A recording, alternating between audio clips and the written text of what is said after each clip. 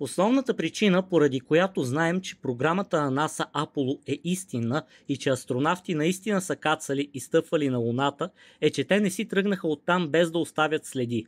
Останките от лунните модули, луноходите, научните прибори и стъпките, оставени от бутушите на скафандрите, все още са на лунната повърхност, поради което могат да бъдат заснети от мисия на всяка друга държава, която разполага с нужната технология.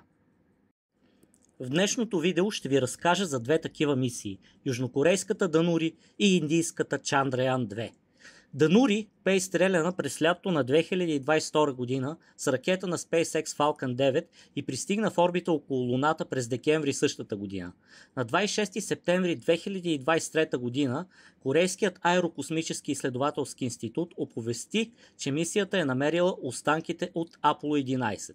На това изображение от Данури можете да видите останките от лунния модул, както и ретрорефлекторът, оставен от Нил Армстронг и Бъс Одрин, до който и до ден днешен наземни обсерватории изпращат лазерни лъчи. Светлината се отразява обратно и на базата на времето, за което тя се завръща на Земята, учените могат да изчислят точно разстоянието между Земята и Луната. Индийската мисия Чандраян-2 е още по-интересна. Знаете ли, че най-мощната камера, която по-настоящем работи в орбита около Луната, не е американска, е индийска? Действително камерата на борда на Чандраян-2 притежава разделителна способност 0,25 метра на пиксел, докато най-мощната американска камера, работеща на съвременната мисия Lunar Reconnaissance Orbiter, има разделителна способност 0,5 метра на пиксел. Чандраян-2 бе изстреляна през 2019 година и мисията продължава да работи в окололунна орбита до ден днешен. На тези две снимки можете да видите останките от Аполо 11 и Аполо 12 и ако се загледате внимателно в фотографията на Аполо 12, можете да забележите не само долната степен на лунния модул, но и стъпките, оставени от астронавтите.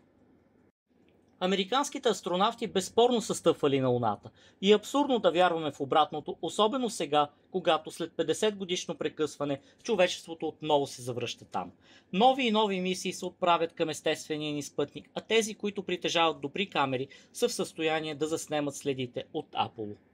Сега, с оглед на факта, че вече не само държавни, но и комерциални мисии излитат към Луната, задачата на НАСА е да предпази тези ценни доказателства. И през 2021 година в САЩ бе приет закон, който третира всяко посегателство върху тях като криминално престъпление. Останките от Аполо вече са музеен експонат. Можете да отидете да ги разгледате, но не и да ги пипате. Така всеки може да се убеди, че човек наистина е стъпвал на Луната.